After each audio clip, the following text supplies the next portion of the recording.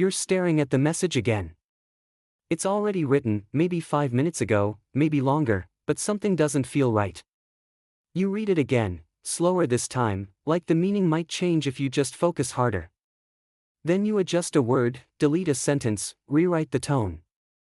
Now it doesn't even sound like you anymore, and somehow it still feels off. Pause for a second. Don't fix it yet. Just look at it. Notice what your mind is doing right now.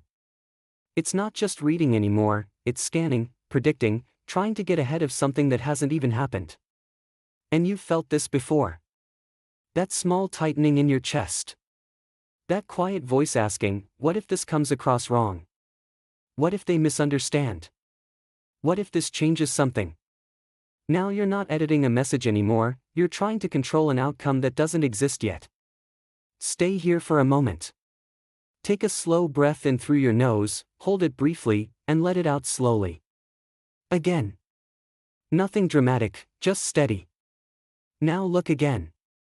Nothing has happened. No one has responded. No reaction has taken place. Everything your mind is reacting to is happening internally. Say it quietly to yourself, I'm overthinking right now. Not to stop it, just to see it. That shift matters more than it seems. Because now you're not inside the loop, you're observing it. And if this moment feels familiar, you're not the only one. This is exactly what we focus on here, catching these patterns while they're happening, not after they've already taken over. Because once you can see it clearly, you can start to move differently inside it. Now look a little closer at what's happening underneath. This is important. Your brain is wired to look for what could go wrong. Not because something is wrong with you, but because that's how people used to survive. The ones who noticed risk early stayed alive. That wiring didn't disappear, it just adapted. So now instead of reacting to physical danger, it reacts to uncertainty, to how something might be received, to what could happen next. That message in front of you becomes more than words. It becomes a situation your brain wants to solve. And the way it tries to solve it is by thinking more. Watch this carefully. Your mind starts running scenarios, imagining reactions, rewriting possibilities. It believes that if it can think enough, it can prevent something uncomfortable. But pause again. Has that ever actually worked? Has thinking about it 10 times instead of once ever truly guaranteed a better outcome? Or did it just make you feel more stuck? This is where most people don't notice the shift. The thinking feels useful, but it's actually feeding the loop. So instead of trying to stop thinking, do something simpler. Bring your attention back to what is real. Feel your breathing again. Notice your body. Look around the space you're in. Name 3 things you can see. This pulls you out of what might happen and back into what is happening. And the more you practice this, even for a few seconds, the easier it becomes to interrupt that cycle before it takes over. Now let's go back to the message, because this is where you actually change the outcome. Read it once. Just once. Not 10 times.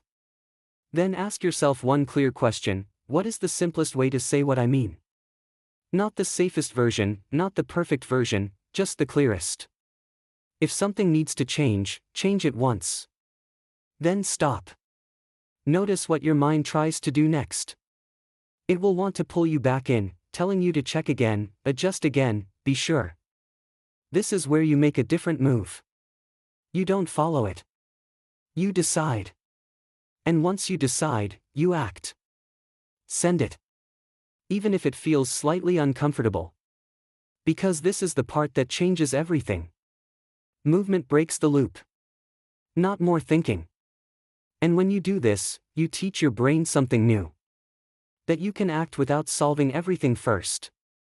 That you can handle whatever comes next. And if you stay with this process, not just understanding it but actually doing it in moments like this, you'll notice something shift over time. You start catching the pattern earlier. You start needing less time to move. And this is what we're building here, not perfect control, but the ability to respond differently while it's happening. Now take this beyond the message, because this doesn't only show up here. Think about the last time you replayed a conversation. Bring it up for a second. Don't avoid it. Just look at it clearly. Now pause again. Take one slow breath. Notice what your mind is adding to it. Not what actually happened, but what you're interpreting. Now separate the two. What actually happened? Just the facts. You said something. They responded or didn't. The moment ended. Everything else is your mind trying to make sense of it. That's where anxiety grows. So instead of following it, ask yourself something grounded. What is the most realistic outcome here? Not the worst case, just the most likely. And then ask one more thing, can I handle that? And if you're honest, most of the time the answer is yes, because you've handled things before. You've moved through uncomfortable situations before. That's real evidence. And when you remind yourself of that, something settles. You stop needing everything to go perfectly to feel okay. You start trusting yourself inside whatever happens. And that's where real calm comes from. Not from controlling everything, but from knowing you can respond to anything. So the next time your mind starts pulling you into that loop, don't fight it. Notice it. Ground yourself. Make one clear decision. And move. And if this is helping you see your own patterns a little more clearly, stay with this. This space is built for that, to help you catch these moments earlier, and handle them differently, one real situation at a time.